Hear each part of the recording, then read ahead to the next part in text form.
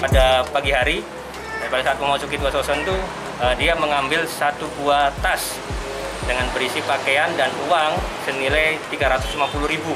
Nah, pada saat pengambilan itu ternyata si pemilik kos-kosan atau orang yang dalam kos-kosan itu bangun, ibu-ibu.